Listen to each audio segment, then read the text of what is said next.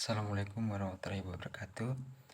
Perkenalkan, nama saya Merdi Peter Tangguli dengan NIM E1F1211025, Prodi Rekayasa Infrastruktur dan Lingkungan.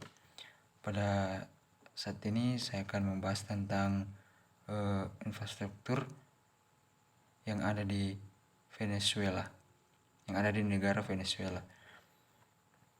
Berikut saya akan menjelaskannya. Pada awal abad ke-21, sektor jasa penyumbang sekitar setengah PDB dan menyediakan lebih dari separuh lapangan kerja. Keuangan dan perdagangan masing-masing menghasilkan sekitar seperenam PDB. Pariwisata yang ada di Venezuela menjadi komponen perekonomian Venezuela yang berkembang dan berfokus pada situs budaya, pantai, dan keajaiban dalam negara tersebut, seperti Tepuis di daratan tinggi Guyana dan air terjun Angel yang terkenal di dunia. Sejak tahun 1958, pemerintah Venezuela telah memainkan peran penting dalam pengoperasian sistem keuangan Venezuela, sebagian besar melalui pengelolaan Bank Sentral Venezuela yang menetapkan suku bunga, mengatur jumlah uang beredar, menerbitkan mata uang, dan memberikan pinjaman kepada bank komersial. Bank negara lainnya termasuk Bank Industri Venezuela, Bank Pekerja Venezuela, dan berbagai bank regional. Ada beberapa bank komersial dan investasi milik swasta, serta perusahaan asuransi. Sebagian besar lembaga-lembaga ini serta bursa saham nasional berbasis di Caracas.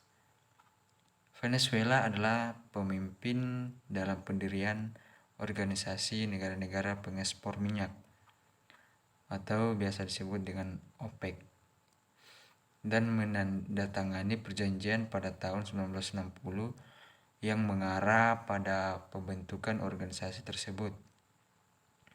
Ketika OPEC menaikkan harga minyak lebih dari 400% pada tahun 1973-74, negara tersebut menerima keuntungan tak terduga dan pendapatan minyaknya meningkat secara dramatis hingga awal tahun 1980-an. Pendapatan minyak yang terbesar sangat meningkatkan pengaruh Venezuela seperti di negara-negara lainnya, karena Venezuela juga membantu membiayai kartel internasional dalam komoditas lain seperti pisang dan kopi. Oleh sebab itu, Venezuela mengalami masalah ekonomi yang parah setelah krisis utang Amerika,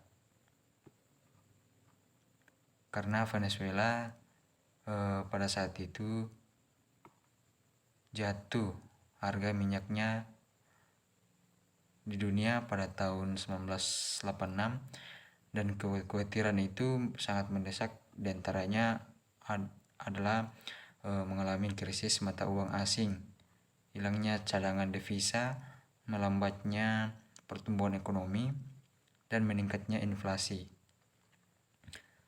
Menanggapi permasalahan ini, Venezuela pada tahun 1989 mendatangani perjanjian dengan Dana Moneter Internasional, atau biasa singkat dengan IMF, dan Bank Dunia yang dirancang untuk menstabilkan perekonomian, neraca pembayaran, dan faktor. Namun banyak masalah keuangan negara yang kembali terjadi pada tahun 1990-an yang disebabkan oleh fluktuasi harga minyak, di mana di Venezuela ini adalah penghasil minyak terbesar dan mengalami ketidakstabilan politik, krisis perbankan yang pada tahun 1994, dan kesalahan pengelolaan serta peminjaman berlebihan dari bank sentral. Pemerintah kemudian menjual banyak lembaga keuangan, dan pada akhir tahun 1990-an investor asing menguasai lebih dari separuh bank-bank Venezuela.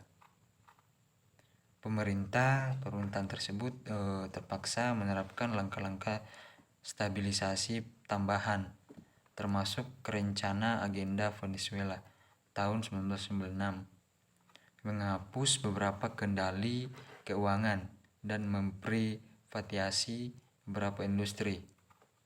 Upaya-upaya tersebut hanya berhasil sebagian saja. Belanja negara tetap tinggi dan fluktuasi harga minyak terus memberikan dampak yang besar terhadap perekonomian. Venezuela merupakan negara yang inflasinya tertinggi di dunia, karena pada abad ke-21 dalam upaya untuk mengendalikannya, menyederhanakannya transaksi keuangannya, negara ini memperkenalkan mata uang baru, yaitu Bolivar kuat pada tahun 2008. Sebaliknya pada awal tahun 2000-an perekonomian telah cukup pulih sehingga Venezuela mampu melunasi pinjamannya kepada IMF dan Bank Dunia. Selain itu, karena bertekad untuk menegaskan kemandirian perekonomiannya, negara ini menarik diri dari kedua organisasi tersebut pada tahun 2007.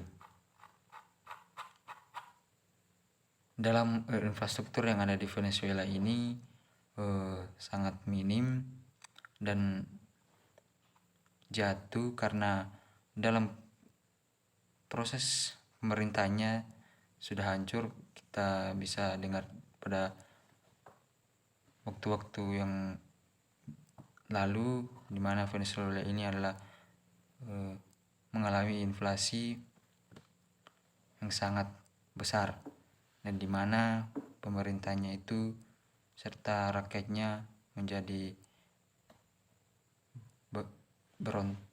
berontak antara pemerintah dan rakyatnya karena terjadi inflasi. Itulah penjelasan singkat dari saya tentang infrastruktur yang ada di Venezuela. Mungkin ada kata-kata atau salah kata, mohon dimaafkan dari saya. Itu saja. Sekian dan terima kasih.